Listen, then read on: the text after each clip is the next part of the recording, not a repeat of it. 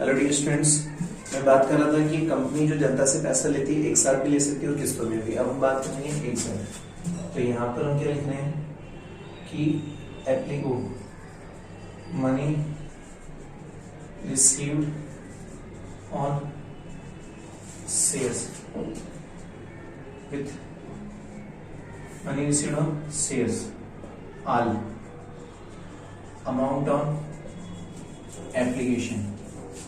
तो कंपनी जो money receive कर रही है उन शेयर्स पे जितना भी पैसा वो सब किसके साथ ले रही है, एप्लीकेशन के साथ।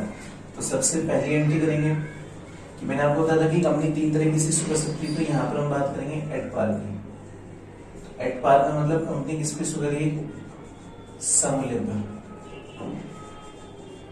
समूल्य का मतलब बताया था हमने कि कोई भी कंपनी अपने अंशों को जो उसका अंकित मूल्य है उसी मूल्य पर इशू करती है, उसको हम क्या बोलते हैं, समूल्य बोलते हैं। जैसे 10 वाली चीज तो 10 में इशू करेंगे। तो सबसे पहली एंट्री आती है कि रिसीव्स ऑफ एप्लीकेशन मनी। तो बैंक अकाउंट दिया, share application and allotment account. हमने लिखा बैंक अकाउंट दिया टू शेयर एप्लीकेशन अलॉटमेंट। देखो अलॉटमेंट भी लगा रहे हैं क्योंकि कंपनी सारा पैसा एप्लीकेशन पे ले रही है। तो कंपनी क्या बोलेगी कि जब एप्लीकेशन पे पैसा है तभी हमें क्या करना पड़ेगा, अलॉट करना पड़ेगा। मतलब कंपनी पैसा किस्तों में लेती तो पहले चेक करती है एप्लीकेशन फॉर्म आई, उसके बाद कंपनी अलॉट करती। तो यहाँ पर पैसा एक साथ ही ले रहे। और नरेशन क्या लिख देंगे, बीइंग एप्लीकेशन मनी रिसीव। फिर अब सेकंड क्या होगी, सेकंड क्या होगी कि ट्रांसफर मनी होगी, transfer of application money. Entry हो जाएगी share application and allotment account दिया to share capital account. Narration के लिए being application money transfer, being application money transfer. तो कहने का मतलब एप्लीकेशन जो मनी आ रही है उसको हम क्या कर रहे हैं, ट्रांसफर कर रहे हैं। तो अब सबसे पहले अपन एक एग्जांपल लेंगे कि एग्जांपल क्या कह रहा है कि जो एक्स लिमिटेड एक कंपनी है। तो कंपनी क्या कर रही है, want to issue 5000 shares of 100 each. मतलब company want to issue 5000 shares of 100 each at par in all amount due and received on application। अब आपको क्या करनी है, जनरल एंट्रीज। मतलब यहाँ पे जो कंपनी है ना वो 5 से इशू करना चाहती है 100 रुपए। एट पार का मतलब समूल्य पे, ऑल अमाउंट का मतलब कि जितना पैसा ड्यू हो रहा है, जितना पैसा रिसीव हो रहा है, वो सब किस पे हो रहा है, एप्लीकेशन पे हो रहा है। तो सबसे पहले एंट्री क्या होगी, प्राप्त करने की। तो बैंक अकाउंट दिया to share application and allotment account. अब एक चीज ध्यान देना, यहाँ पर बात किस कर रही थी, एप्लीकेशन की। तो एप्लीकेशन पे जो पैसा आ रहा है तो 5,000 से 100 रुपए। तो कंपनी सारा पैसा एक साथ ले रही, कंपनी किस्तों में तो ले नहीं रही। तो 5,000 × 100 का मतलब कंपनी कितने रुपए ले रही है, 5 लाख रुपए। तो यहाँ पे कितने आ जाएंगे, 5 लाख। और नरेशन क्या जाएगी, बीइंग एप्लीकेशन मनी रिसीव्ड। अब बात किसकी होगी, ट्रांसफर की। तो share application and allotment account दिया टू शेयर कैपिटल अकाउंट। और कितने लाख से रहेंगे, 5 लाख से।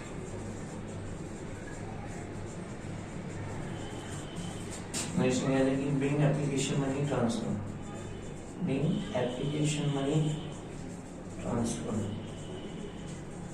ठीक है, तो इसका मतलब सारा पैसा जो एप्लीकेशन पे आ रहा था उसको हम क्या करें, ट्रांसफर करें। तो ये सिचुएशन कौन सी थी, एट पार वाली। अब सिचुएशन कौन सी आएगी हमारे पास, एट प्रीमियम। और एट प्रीमियम का मीन क्या होता है, एट प्रीमियम का मीन होता है जब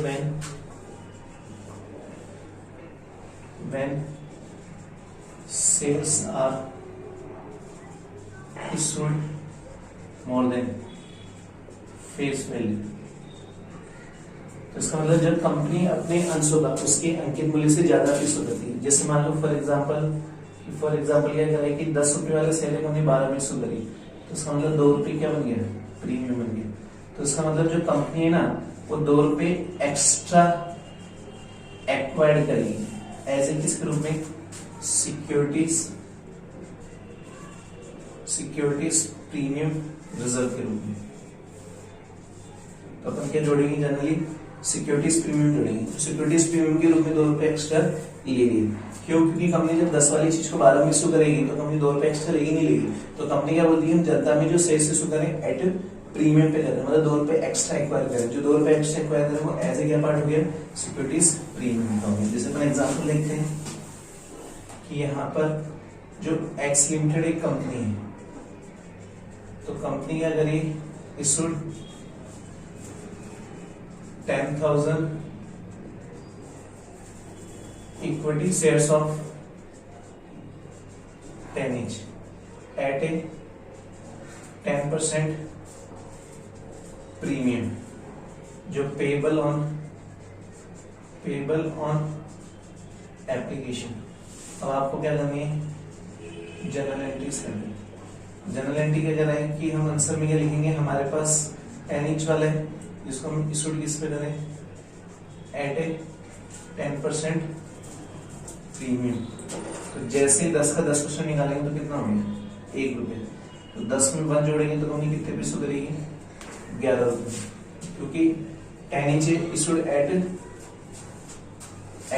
10% प्रीमियम। तो जैसे 10 का 10% निकाले तो 1 रुपए होगा ना, 10 + 1 मतलब कंपनी कितने पे इशू करेगी, 11 पे इशू करेगी। अब कंपनी क्या बोलेगी कि हमारे पास 10,000 शेयर है, तो 10,000 मल्टीप्लाई 11, तो जनता से 1,10,000 आएंगे, जिसमें से 1 लाख रुपए तो किसके माने जाएंगे, शेयर कैपिटल की, और 10,000 रुपए किसके माने जाएंगे, सिक्योरिटीज प्रीमियम की। क्यों?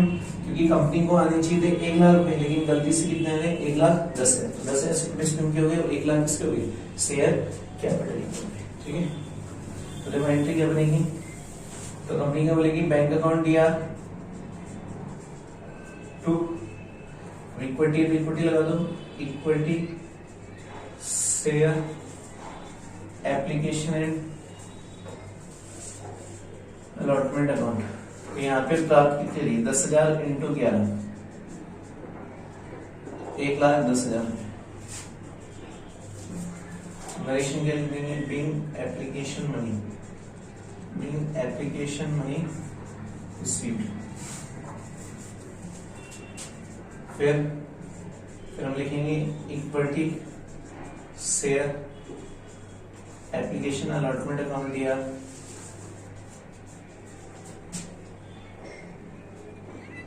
अब देखो कंपनी प्रीमियम पे इशू करेगी ना, तो यहाँ पे इक्विटी शेयर कैपिटल और प्रीमियम कंपनी के लाभ है तो क्रेडिट करेंगे, तो यहाँ पे लिख देंगे to securities premium account.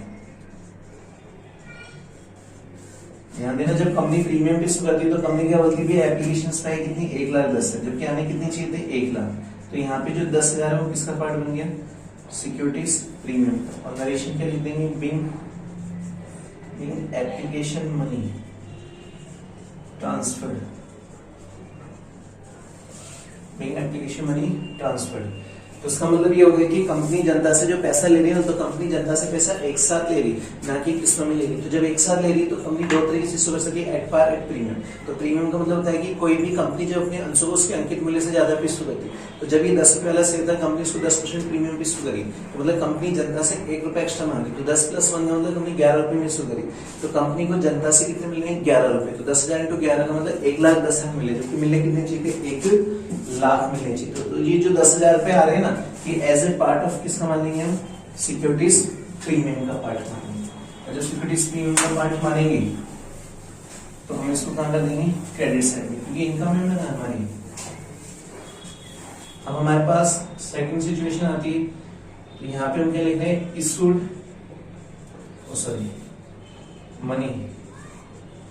Money received of shares on किस पर, instalment, like application, allotment, first या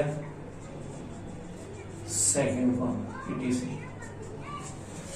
अब देखो इसमें भी इशू किस पे करें अपन, एट पार में। जैसे मान लो यहाँ पर ए लिमिटेड कंपनी, अब कंपनी बोलती है हमारे पास 5000 शेयर्स है 10 each वाली, और इशू किस पे करें, एट पार में। 5000 इंटू 10 का मतलब कंपनी को 50,000 पे चाहिए, कंपनी किस पे ले रही है, एट पार पे। तो 3 किस में ले सकती है, एप्लीकेशन बोली 2 रुपए, अलॉटमेंट पे 3 रुपए और फर्स्ट कॉल पे 5 रुपए। तो ये पर शेयर का हो गया ना, तो यहाँ पे 10 में 3 कटी होंगी थी, एप्लीकेशन पे 2, अलॉटमेंट पे 3 और फर्स्ट कॉल पे 5। इसको मल्टीप्लाई कर दो 5 से, 10,000 एप्लीकेशन पे आ गए, इसको मल्टीप्लाई कर दो 5 से तो 15,000 किस पे आ गए, अलॉटमेंट पे। इसको मल्टीप्लाई कर दो 5 से तो 25,000 किस पे आ गए, फर्स्ट। तो फर्स्ट के बाद कोई कॉल नहीं तो क्या लगा देंगे, फाइनली। अब देखो टोटल कितना हो गया, 50, और चाहिए भी कितने थे, 50। तो पहले वाला जो टॉपिक था उसमें सारा पैसा एक साथ ले रही थी, लेकिन दूसरे वाला जो टॉपिक है इसमें कंपनी जो पैसा है ना वो एक साथ नहीं ले रही, 3 किस्मों में ले रही है, एप्लीकेशन पे भी ले रही है, अलॉटमेंट पे भी ले रही है और फर्स्ट कॉल पे भी ले रही है। और फर्स्ट के बाद कोई कॉल नहीं है, और मैंने आपको बताया था जिसके बाद कोई कॉल नहीं है तो हम कौन सा शब्द लगाते हैं, फाइनल लगाते हैं, ठीक है। और देखो हर ट्रांजेक्शन की 2 एंट्री हुई, एप्लीकेशन की 2, अलॉटमेंट की 2 और फर्स्ट कॉल की 2। बिल्कुल सिंपल टॉपिक है, घबराने की जरूरत नहीं है कि जितनी भी कॉल्स आएंगे उसकी 2-2 एंट्रीज होती है। तो एप्लीकेशन की 2, अलॉटमेंट की 2 और फर्स्ट कॉल की 2, ठीक है।